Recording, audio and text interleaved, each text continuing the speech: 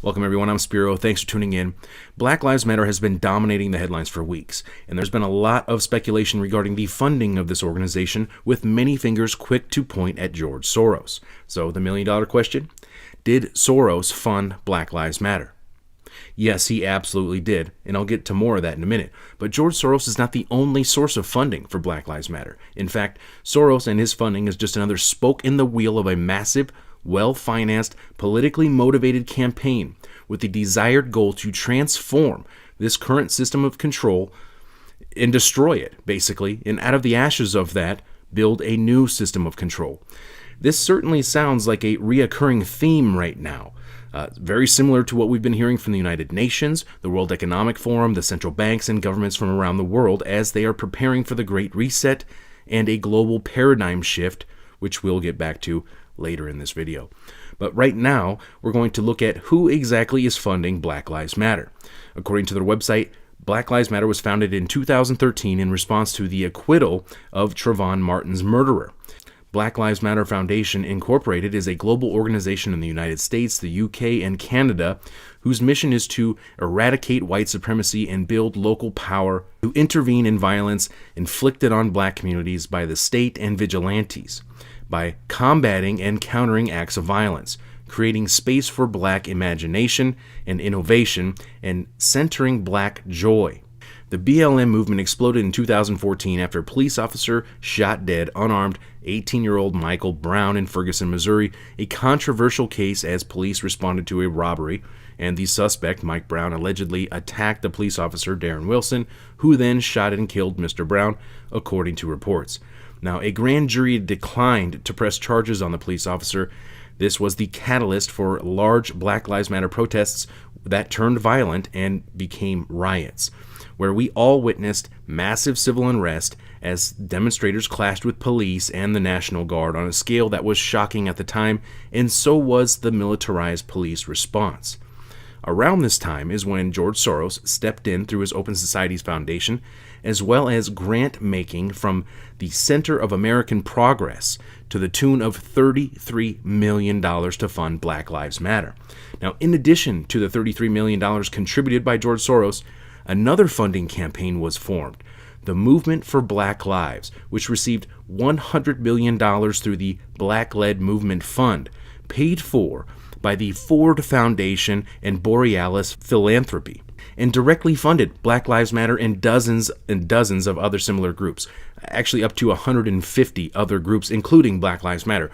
Now, Black Lives Matter at that point had not only secured the financial support of wealthy donors, but also had the backing from their media organizations, which, in addition to helping Black Lives Matter to recruit, it also helped to sell their movement and sow racial division, sell the narrative. This is classic divide and conquer. Now, fast forward to 2016, a U.S. presidential election year.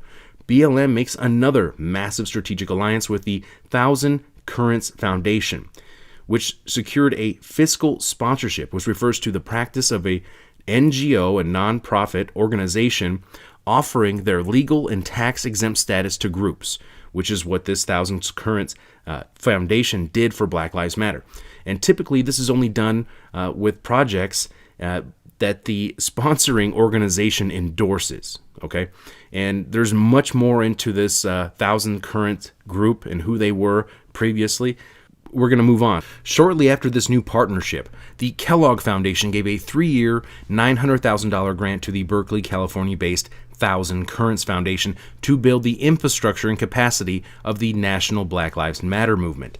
The Kellogg Foundation also contributes to other left-wing groups which actively work against the conservative and Republican politicians and their agendas. Again, keep in mind that the left-right paradigm is a false paradigm. This again falls into the divide and conquer strategy. Okay, moving on. In addition to funding Black Lives Matter, other Kellogg Foundation notable contributions include $49 million to the Tides Foundation, additional millions to the NAACP, the ACLU, the Southern Poverty Law Center, and George Soros' Open Society Foundation, just to name a few. Think that those dollars don't come with any strings attached? Well, decide for yourself. So we have already covered the early days and the recent history of Black Lives Matter, who has already received millions and millions of dollars over the years. But what about now? Who else is funding Black Lives Matter? Well, I saved the best for last for you. You want to know who else is funding Black Lives Matter right now? Well, chances are it's you.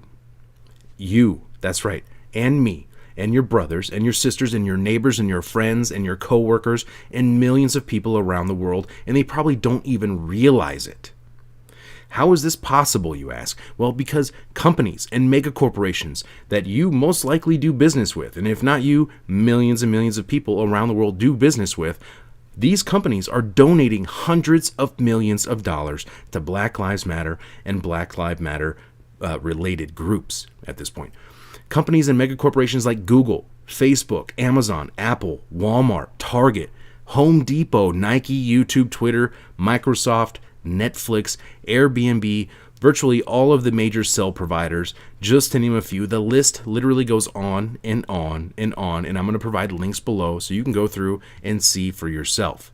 So, will someone please explain to me how exactly this Black Lives Matter movement is a grassroots organization when literally they have the support from virtually it's the entire establishment at this point? I haven't even gotten into the politicians or the celebrities who have publicly endorsed this or donated money themselves.